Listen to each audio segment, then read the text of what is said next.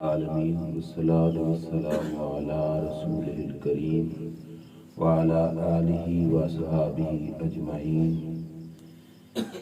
قال اللہ تبارک و تعالی فی القرآن الکریم وَلْيَعْفُوا وَلْيَصْفَحُوا أَلَا تُحِبُّونَ أَن يَغْفِرَ اللَّهُ لَكُمْ وَاللَّهُ غَفُورٌ رَحِيمٌ۔ صدق اللہ العظیم۔ الصلاۃ والسلام علیک یا سیدی یا رسول اللہ وعلی آلک وصحابک یا سیدی یا حبیب اللہ۔ اللہ جل مجدہ الکریم کی حمد و ثنا اور اس کے پیارے حبیب سید المرسلین خاتم النبیین امام الانبیاء حضرت محمد مصطفیٰ صلی اللہ تعالی علیہ وآلہ وبارک وسلم کے دربار غفار میں ہدیہ درود و سلام بسادہ ادب و احترام عرض کرنے کے بعد معزز سامعین السلام علیکم ورحمۃ اللہ وبرکاتہ۔ اللہ تعالیٰ کی توفیق سے اور پیارے آقا صلی اللہ علیہ وسلم کی نگاہ رحمت سے آج فہم دین کورس کے 15ویں سبق میں ہم سب حاضر ہیں۔ آج کا موضوع ہے معاف کر دینے کا اجر۔ اللہ تعالیٰ صحیح بیان کر کے سمجھ کر عمل کی توفیق عطا فرمائے۔ شریعت مطہرہ کے اندر اللہ اور اللہ کے پیارے محبوب صلی اللہ تعالیٰ علیہ وسلم کے پسندیدہ اعمال میں سے ایک عمل معاف کرنا بھی ہے، اور اللہ کریم نے اپنے بندوں کو معاف کرنے کی جب بھی ترغیب دلائی تو اللہ کریم نے ساتھ اس کا اجر بھی بیان کیا، اور کہیں کہیں قرآن مجید کے اندر اللہ تعالیٰ نے معاف کرنے کی ترغیب دلاتے ہوئے اپنے بندوں کو اس بات کا احساس بھی دلایا کہ جیسے تم مجھ سے امید رکھتے ہو کہ میں تمہارا خالق و مالک تمہارے کی ہوئی غلطیاں معاف کروں، ایسے ہی تمہارا بھی حق بنتا ہے کہ تم اپنے بھائیوں کی غلطیوں کو بھی معاف کر دیا کرو۔ اور اللہ کریم جل شانہ کا یہ دستور قدرت ہے کہ اس کے بندوں میں سے جو بندہ اپنے بھائیوں کے ساتھ معافی والا سلسلہ اختیار کرتا ہے، اللہ کریم اپنی رحمت کے صدقے سے اپنے اس بندے کے ساتھ بھی معافی والا سلسلہ اختیار کرتا ہے۔ حدیث پاک میں ہے کہ ایک تاجر شخص تھا، دکاندار تھا، فوت ہونے کے بعد اس کے ساتھ معاملہ یوں پیش آیا کہ رب ذوالجلال جل شانہ نے اس کی بخشش کر دی۔ اس نے اللہ کی بارگاہ میں عرض کیا کہ یا اللہ، میرے پاس تو عمل کوئی نہیں، میرے پاس کوئی نیکی کوئی نہیں، میں نے کوئی اچھا کام نہیں کیا، کوئی عبادت نہیں کی، معافی کس وجہ سے ہے؟ تو اللہ کریم جل شانہ نے فرمایا کہ دنیا میں رہ کر جس وقت تجھ سے کوئی بندہ ادھارا مال لے کے جاتا تو تنگ دست اگر وقت پہ نہ دے سکتا تو اسے مہلت دے دیتا، ٹائم دے دیتا، اور اگر کوئی شخص واقعی مجبور ہوتا اور اس کے پاس نہ بنتا تو اسے معاف کر دیتا تھا۔ دنیا میں رہ کر تجھے مال کی ضرورت تھی، تو محتاج تھا، اور مجھے تو تیرے اعمال کی کوئی ضرورت نہیں، نہ میں تیرا محتاج ہوں۔ اگر تم محتاج ہو کر معاف کر سکتا ہے تو میں تو محتاج بھی نہیں، تو میں کیوں نہیں معاف فرما سکتا؟ اس وجہ سے میں نے تجھے معاف فرما دیا ہے۔ تو اس واسطے معاف کر دینا اتنی بڑی نیکی ہے کہ جس کی وجہ سے انسان اللہ کی بارگاہ میں بھی سرخرو ہو جاتا ہے۔ قرآن مجید کی جو آیت کریمہ میں نے آپ حضرات کے سامنے تلاوت کی سورہ نور سے ہے، اللہ نے حکم دیا وَلْيَعْفُوا وَلْيَصْفَحُوا، فرمایا معاف کر دیا کرو، وَلْيَصْفَحُوا، اور لوگوں سے درگزر کر لیا کرو، یعنی معاف کر دینے کے بعد جس جرم کو معاف کیا اس کا تانا نہ دیا کرو۔ کیوں؟ الا تحبون ان یغفر اللہ لکم، اللہ نے ساتھ ہی فرمایا کیا تم اس بات کو پسند نہیں کرتے کہ تمہارا اللہ تمہیں معاف کر دے؟ تم اپنے بھائیوں کو معاف کرو، بدلے میں تمہارا رب تمہیں معاف کر دے۔ دیکھو، اگر ہم اپنے مسلمان بھائی کے ساتھ ناراض ہوں اور معاف نہ کریں تو کتنا کچھ اس کا بگاڑ لیں گے، آخر اس نے اپنی زندگی سنوار بھی لینی ہے، لیکن اگر ہمارا رب خدا نخواستہ ہمیں نہ معاف کرے تو ہمارا کتنا کچھ بگڑ جائے گا۔ اللہ نے فرمایا معاف کیا کرو، کیا تمہیں یہ بات پسند نہیں کہ تمہارا رب تمہیں معاف کرے؟ اگر تم اس بات کو پسند کرتے ہو تو تم بھی معاف کرو، واللہ غفور الرحیم، اللہ معاف کرنے والا بھی ہے اور مہربان بھی ہے۔ اللہ نے اپنی شان بھی بیان کر دی کہ معاف کر دینا اگر بری بات ہوتی اور معاف کر دینے کی وجہ سے انسان کی ویلیو کم ہوتی تو دیکھو میری شان یہ ہے کہ لوگ مجھے غفور کہہ کے پکارتے ہیں، ہم یہ اللہ کی بارگاہ سے معافی مانگتے ہوئے یا غفورو یا غفورو کہہ کے اسے پکارتے ہیں، تو اللہ کی شان ہے معاف کرنا، معاف کر دینا عیب نہیں۔ اس واسطے رب ذوالجلال جل شانہ نے حکم دے کے فرمایا کہ تم اپنے دوستوں کو، اپنے رشتہ داروں کو معاف کیا کرو۔ معاف کر دینے کے ساتھ اسلام نے کیے ہوئے جرم کا بدلہ برابر برابر لینا اس کی اجازت دی، لیکن معاف کر دینے کو شریعت نے افضل والا قرار دیا۔ فرمایا وَإِنْ عَاقَبْتُمْ فَعَاقِبُوا بِمِثْلِ مَا عُوقِبْتُمْ بِهِ، فرمایا کسی کو سزا دینی ہو تو اتنی دو جتنی کہ اس نے تمہیں تکلیف پہنچائی، اس سے زیادہ نہ دینا کیونکہ پکڑے جاؤ گے۔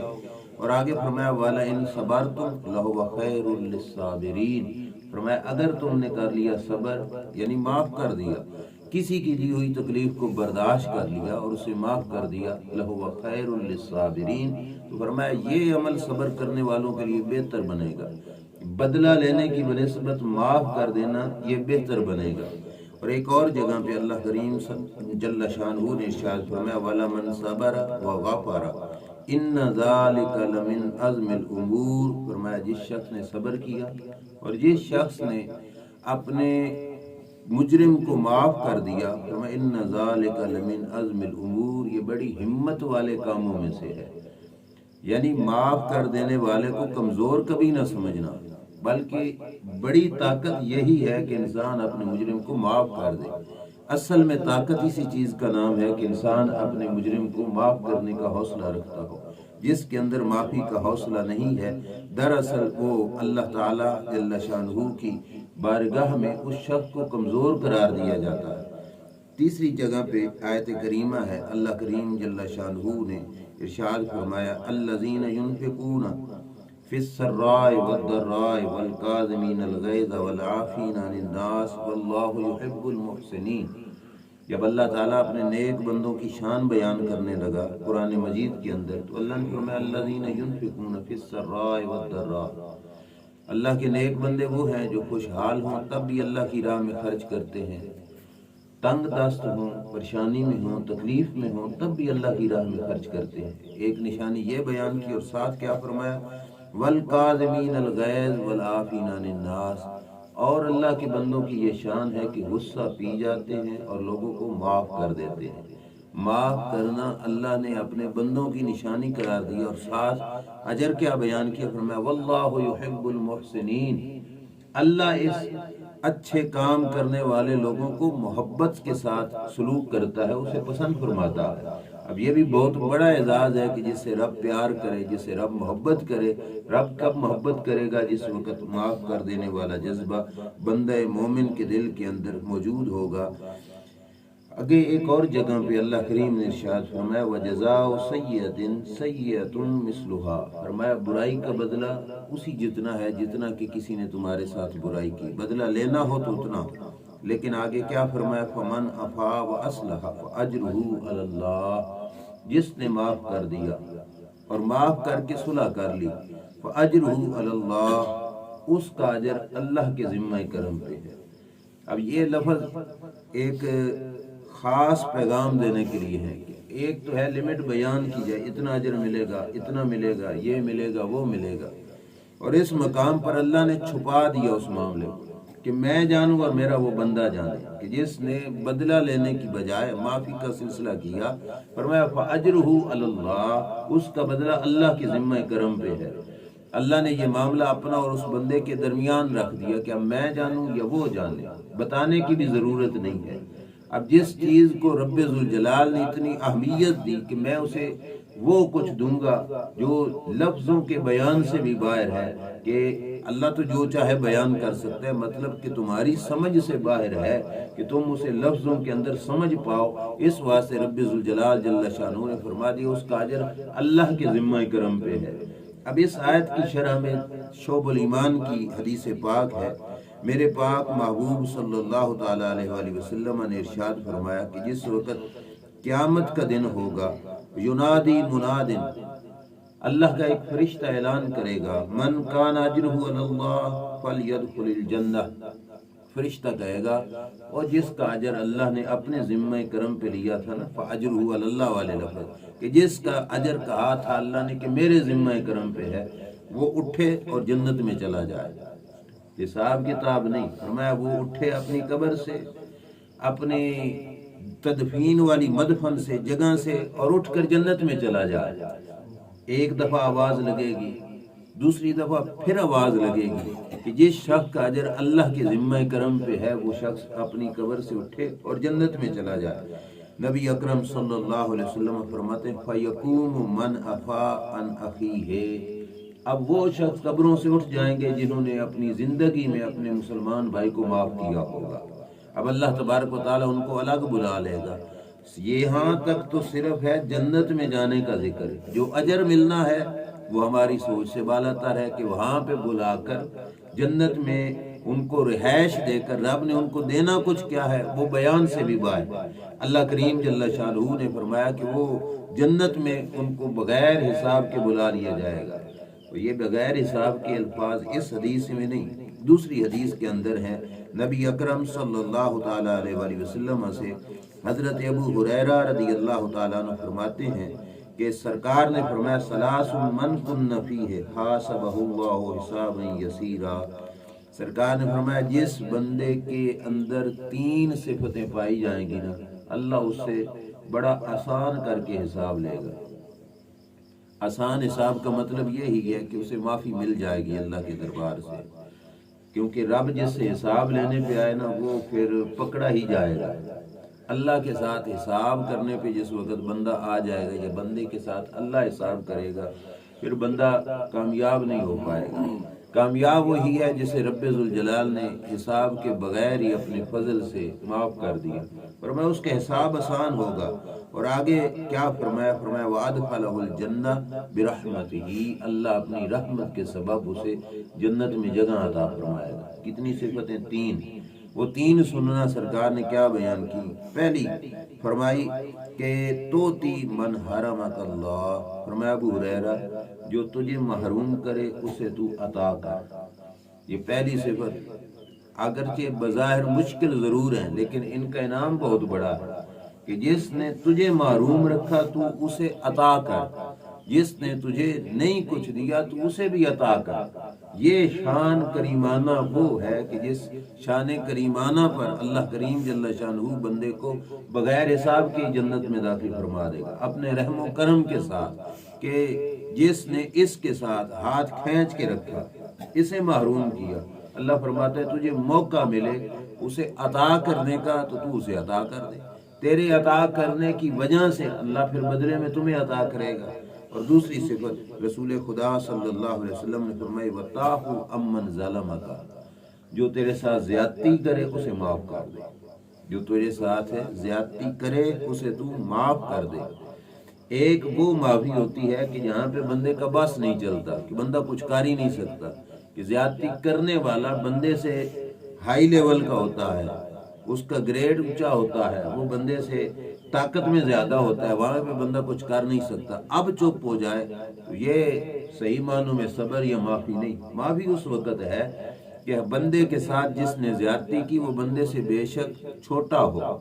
بندے کو اس پہ ہاتھ پڑتا ہو، بندہ اس کے ساتھ اپنا بدلہ اچھے طریقے کے ساتھ لے سکتا ہو اور بلکہ ٹھیک ٹھاک اسے سزا دے سکتا ہو۔ اب جس وقت ہاتھ کے نیچے وہ آ جائے تو اس کے بعد اس کی زیادتی کو معاف کر دینا، یہ ہے وہ شان جس شان پر اللہ تبارک و تعالیٰ بندے کو بغیر حساب کی جنت عطا فرمائے گا۔ یہ 2 صفتیں ہو گئیں، ایک یہ ہے کہ اسے عطا کرنا جس نے محروم کیا، اور فرمایا اسے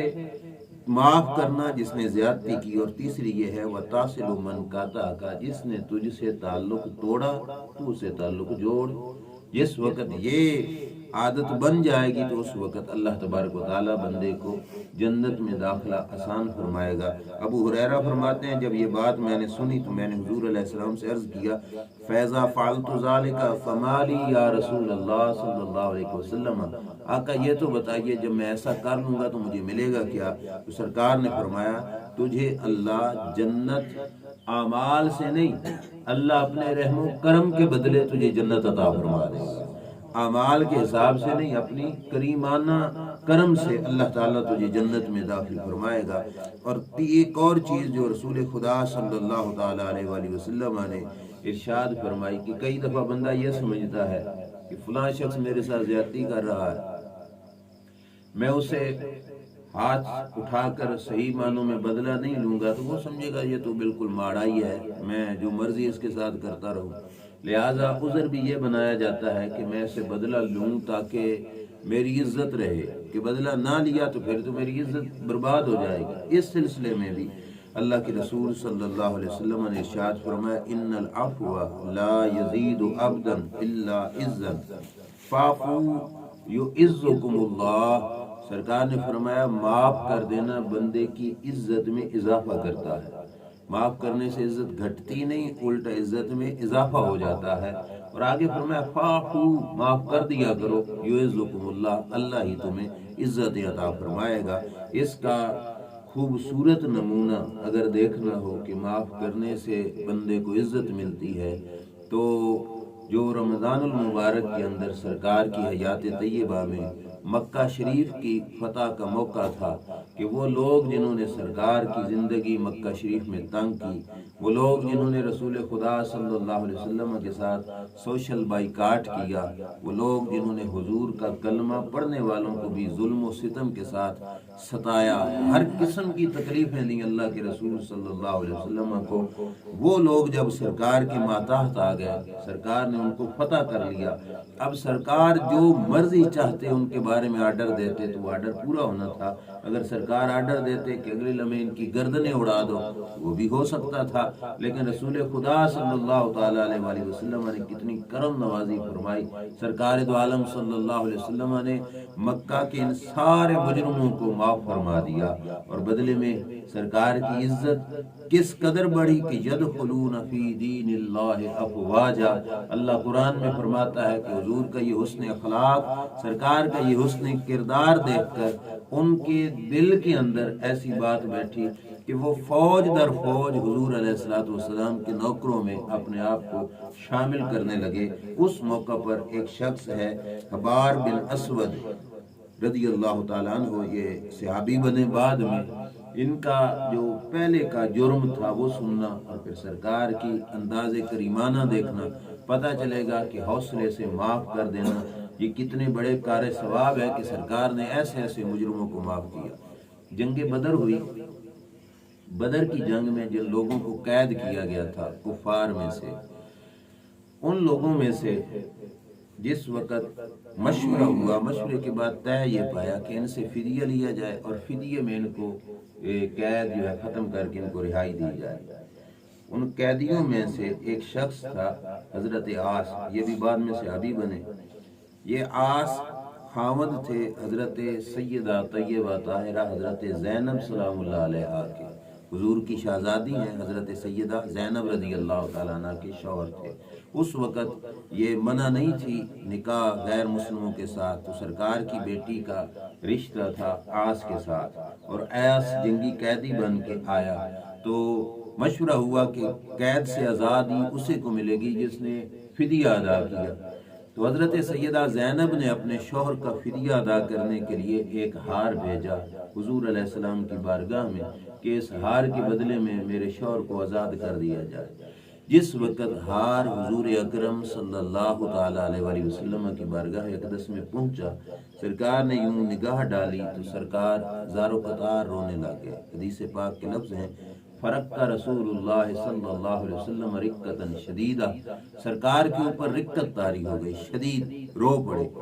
اور وجہ یہ تھی کہ یہ ہار وہ تھا جو حضرت خدیجہ الکبریٰ رضی اللہ تعالی عنہ کی طرف سے حضرت سیدہ زینب رضی اللہ تعالی عنہ کو دیا گیا تھا، اور سرکار کے ساتھ جو وفا کا سلوک حضرت سیدہ خدیجہ نے کیا، سرکار اس کو یاد کر کے رو پڑے۔ اب سرکار سربراہ تھے، سردار تھے، جو فیصلہ کرتے، صحابہ کو قطعاً اس پہ کوئی اعتراض نہ ہوتا، لیکن سرکار نے امت کو سبق دینے کے لیے کیا کیا؟ میرے آقا صلی اللہ تعالیٰ علیہ وسلم نے صحابہ سے مشورہ کیا، فرمایا صحابہ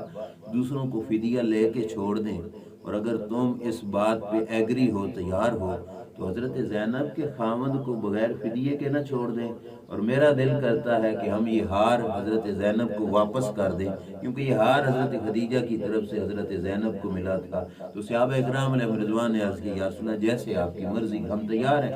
سرکار نے وہ ہار واپس کیا اور پیغام بھیجا ان کے شوہر کے نام کہ جب مکہ میں پہنچنا تو میری بیٹی کو بھی مدینے بھیج دینا، ہم ہجرت کر آئے ہیں، تو وہ بھی مدینہ شریف آ جائے، ہمارے پاس آ جائے، تو ان کو ہجرت کی اجازت دے دینا کہ وہ ہجرت کر کے مدینہ شریف چلے جائے۔ رسول خدا صلی اللہ علیہ وسلم کے حکم کے مطابق حضرت عاص اس وقت جب مکہ میں پہنچے،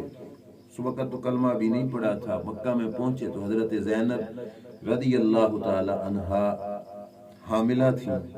آپ کے پیٹ میں بچہ تھا، تو انہوں نے اجازت بخشی، آپ اونٹ پہ سوار ہو کر کچاوے کے اندر بیٹھ کر مکہ سے مدینہ کی طرف ہجرت کر کے آ رہی تھی۔ تو حبار بن اسود کافروں کا ایک نمائندہ شخص تھا، جب اس کو پتہ چلا کہ رسول اللہ کی شہزادی ہجرت کر کے مکہ سے مدینہ کی طرف جا رہی ہے، تو اس نے حضرت زینب رضی اللہ تعالی عنہا پر نیزے کے ساتھ حملہ کیا اور نیزہ سواری پہ بیٹھے ہوئے حضرت زینب کو مارا۔ نیزہ لگنے کی وجہ سے حضرت زینب رضی اللہ تعالی عنہا جو اونٹ تھا اس سے نیچے گر پڑی، اور حضرت زینب رضی اللہ تعالی عنہا کے نیچے گرنے کی وجہ سے جو آپ کے پیٹ مبارک میں بچہ تھا وہ بھی فوت ہو گیا، اور اسی تکلیف کی وجہ سے بعد میں سیدہ زینب رضی اللہ تعالیٰ عنہ شہید ہو گئی۔ اب یہ تھا اصل واقعہ حبار بن اسود کا، کہ حبار بن اسود نے اس قدر سرکار دو عالم صلی اللہ علیہ وسلم کا دل مبارک دکھایا ہوا تھا، اس قدر تکلیف دی ہوئی تھی رسول کریم صلی اللہ تعالیٰ علیہ وسلم کو۔ فتح مکہ کے بعد جب سرکار واپس آ گیا تھی مدینہ شریف میں، حبار بن اسود کو سرکار نے فتح مکہ کے موقع پر اشتہاری مجرم قرار دیا تھا۔ کچھ لوگوں کے نام تھے جن کے بارے میں یہ تھا کہ یہ لوگ اگرچہ کعبہ شریف کے پردوں میں بھی چھپے ہوئے ملے نا تو ان کو وہیں پہ ہی قتل کر دیا جائے۔ اس شخص کا نام بھی انہی لوگوں میں سے تھا، لیکن یہ چھپ گیا۔ اب اس نے موقع غنیمت جانا کہ جس وقت سرکار مکہ سے واپس مدینے آ گیا تو یہ مکہ سے چلے اور مدینہ شریف میں حاضر ہوئے۔ سرکار کی مجلس شریف لگی ہوئی ہے اور وہاں پہ آ کے حبار بن اسود ظاہر ہوئے، انہوں نے اپنا آپ وہاں پہ پہنچے، اپنا آپ دکھایا، تو صحابہ اکرام علیہ رضوان نے تلواریں کھینچ لیں کہ رسول اللہ کا دشمن اور حضور علیہ السلام کو تکلیف پہنچانے والا اور سرکار کی شہزادی کا قاتل سامنے آ چکا ہے۔ میرے کریم آقا صلی اللہ علیہ وسلم کے سامنے جس وقت پہنچا اور اس نے یہ سب کچھ منظر دیکھا تو فوراً دور سے بلند آواز سے کہنے لگا اشہد انک رسول اللہ صلی اللہ علیہ وسلم، میں گواہی دیتا ہوں کہ آپ اللہ کے رسول صلی اللہ علیہ وسلم ہے، میں آپ کے رب پر ایمان لاتا ہوں، آپ کی رسالت پر ایمان لاتا ہوں، مجھے کیا معافی مل سکتی ہے؟ اور دو عالم کے تاجدار امت کے غمخوار صلی اللہ تعالیٰ علیہ وسلم نے کمال شفقت کا مظاہرہ کرتے ہوئے، جس کا وہ اتنا بڑا جو ہے جرم ہو کہ ان کی شہزادی کا قاتل ہو، میرے نبی علیہ السلام نے جب اس کی زبان سے سنا کہ اس نے کہا کہ میں کلمہ پڑھتا ہوں، میں اسلام لاتا ہوں، تو سرکار دو عالم صلی اللہ علیہ وسلم نے فرمایا پھر آ جاؤ، ہم تجھے اسلام میں قبول فرماتے ہیں۔ اور سرکار نے صرف قبول ہی نہیں فرمایا، اسلام اس کا قبول کرتے ہوئے ساتھ ہی سرکار نے بشارت بھی عطا فرمائی۔ سرکار نے فرمایا حبار بن اسود سن، اللہ کا کلمہ اور ایمان کی دولت یہ ایسی دولت ہے جو پچھلی ساری غلطیوں کو مٹا کے رکھ دیتی ہے۔ اب تیرا کلمہ ہمیں قبول ہے اور اس کی وجہ سے اللہ تبارک و تعالیٰ نے تیری غلطیاں جو ہے وہ معاف فرما دی ہیں۔ ایسے ایسے لوگوں کو بھی جن کے ساتھ جن کی طرف سے ایسی اور اتنی تکلیف اللہ کے پیارے رسول صلی اللہ تعالیٰ علیہ وسلم کو پہنچی تھی، سرکار مدینہ صلی اللہ تعالیٰ علیہ وسلم نے ان لوگوں کو بھی اپنے کریمانہ کرم کے ساتھ معاف کیا۔ بس آخر پہ گزارش یہی ہے، خلاصہ موضوع کا یہی ہے کہ اگر کوئی ہمارا مجرم ہوتا ہے، ہم بھی کسی نہ کسی ذات کے مجرم ہیں، اور ہمارا جرم ہمارے مجرم سے زیادہ ہے۔ کیونکہ جس نے ہماری نافرمانی کی وہ ہمارا مجرم بنا، اور ہمارے اس پہ اتنے احسان نہیں ہیں جتنے رب کے ہم پر احسانات ہیں۔ اگر ہم اتنا بڑا جرم کرنے کے باوجود اس کی بارگاہ سے معافی کی امید رکھتے ہیں تو پھر ہمیں بھی چاہیے کہ ہم اپنے مجرموں کو معاف کریں۔ اگر ہم نے اپنے مجرموں کو معافی کا جذبہ اپنے اندر زندہ کر لیا، اس بات کا بھی یقین ہے کہ رب ذوالجلال جل شانہ اپنے بندوں کو اس عمل کی بدولت ضرور معاف فرمائے گا، کیونکہ اللہ تبارک و تعالی جل شانہ نے لوگوں کے اندر اس بندے کو عزت بھی بخشی، اور قرآن کے اندر ایک بندے سے جو دوسرے بندے کو تکلیف پہنچتی ہے اس میں سے سب سے بڑی تکلیف کیا ہے؟ قتل کر دینا۔ اس سے بڑھ کے تو کوئی دوسرے کو تکلیف نہیں نہ دیتا، قتل کر دینے والی تکلیف۔ وہاں پہ بھی قرآن نے حکم قصاص کا بیان کیا، دیت کا بیان کیا، لیکن کیا فرمایا؟ وَأَنْتَعْفُوا أَقْرَبُ لِلتَّقْوَىٰ، اگر تم معاف کر دو یہ بہت زیادہ بہتر کام ہے۔ معافی اچھی بات ہے، کسی کو معاف کر دینا یہ تقوی اور پرہیزگاری کے زیادہ قریب ہے۔ اللہ تبارک و تعالی جل شانہ ہمیں بھی ایسے نیکیوں کی توفیق عطا فرمائے، اور اللہ تعالی اپنے دربار کے اندر ہمیں بھی ہمارے گناہوں کو بھی معاف فرمائے۔ وآخر دعوانا